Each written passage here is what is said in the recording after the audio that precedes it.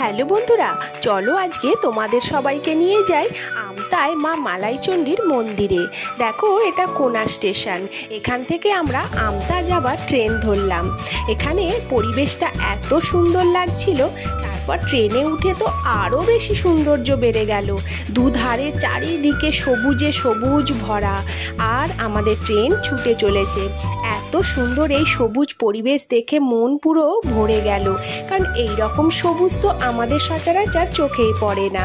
এরপর আমতা স্টেশনে চলে আসলাম। এখানে দেখো এত রোদ উঠেছে, আমার মেয়ে মাথায় রুমাল চাপা দিয়েই দৌড়াচ্ছে। এরপর এখান থেকে আমরা একটা টোটো রিজার্ভ করে চলে গেলাম মায়ের মন্দিরের ভিতর। এটা মায়ের মন্দিরের ভিতরে। আমরা এখানে পুজোর জন্য লাইন দিয়েছি, আর এখানে মায়ের একটু দর্শন তোমাদের করালাম।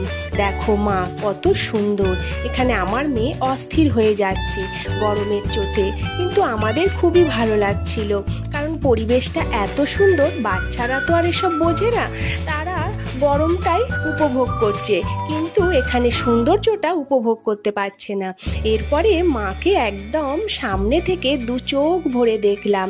মায়ের সামনে বসে পুষ্পাঞ্জলি দিলাম, পুজো দিলাম। পুজোটা আসলে ছিল আমার ছোট মেয়ের মানতের পুজো, তাই মেয়েকে কোলে নিয়ে বসে আমি এই পূজা দিলাম।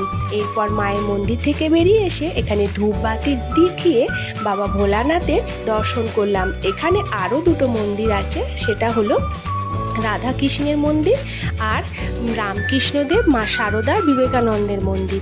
এখানে শিব মন্দির দর্শন করালাম, রাধা কৃষ্ণের মন্দির দর্শন করালাম।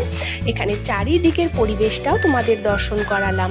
তোমাদের ভিডিওটা কেমন লাগলো আমাকে কিন্তু কমেন্ট করে অবশ্যই জানাবে, আর আমার চ্যানেলটিকে সাবস্ক্রাইব করে দেবে।